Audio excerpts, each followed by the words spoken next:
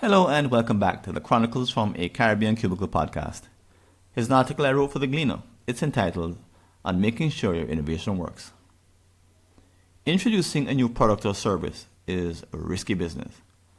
For your firm, it may be the only way to grow. So how can you ensure that your hot, fresh idea doesn't fail? Top leaders may relate to the following quote from Shark Tank's Barbara Corcoran. The most important lesson you won't learn in school is to get out of there and try 100 things and get over the fact that 98 of them won't work. Perhaps you're like most business owners who are trying to improve that dismal prediction. At first you may have applied sheer energy like I did early in my career. My youthful exuberance helped me come up with new ideas every other day. Just like Corcoran predicted, few worked. Now that I'm a bit older and a lot grayer, failure has taught me to spend more time thinking before acting. As a result, I'm planning a book launch using the Jobs to be Done, JTBD concept.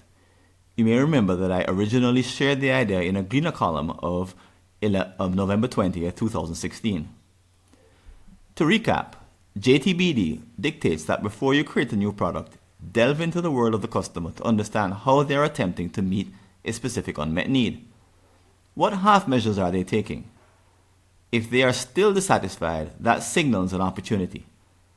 In the launch, I'm going to focus on meetings.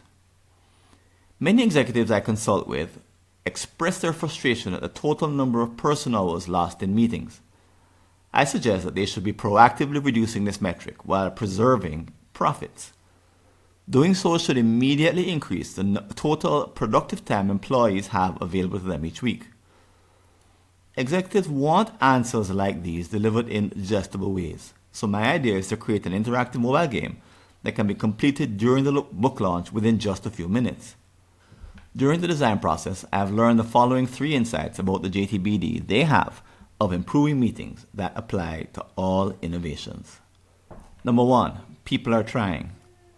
In my consulting work, I often run into leaders who are working to simultaneously reduce the number and duration of meetings while minimizing attendance and increasing quality. Their attempts include complaining aloud, coaching chairpersons, passing around tips, offering training, mandating books to read, putting up posters, and giving out checklists. But these measures have little impact. In many cases, CEO-led meetings are some of the worst. From the JTBD perspective, an innovative approach would replace some of these activities.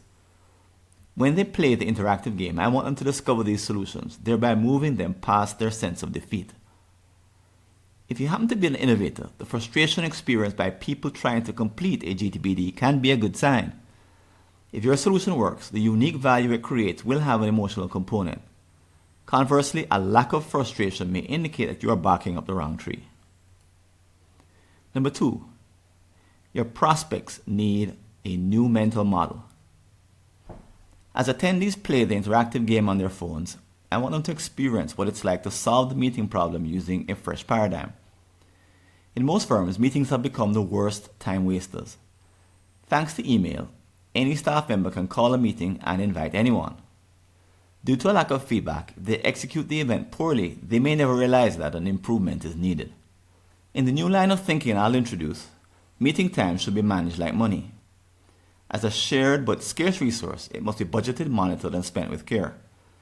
Giving an employee the total freedom to call meetings is like allowing them access to blank checks.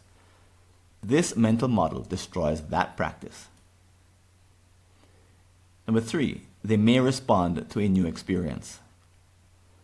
It's no longer enough to blast customers with, "My new innovation is better than anything you're doing." Instead, it's better to offer an experience that allows them to draw their own conclusions.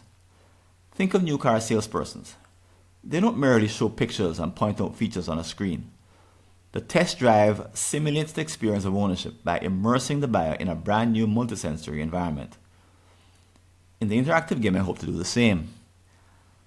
As participants play, they assume the role of a fictional CEO who must solve his company's meeting problems.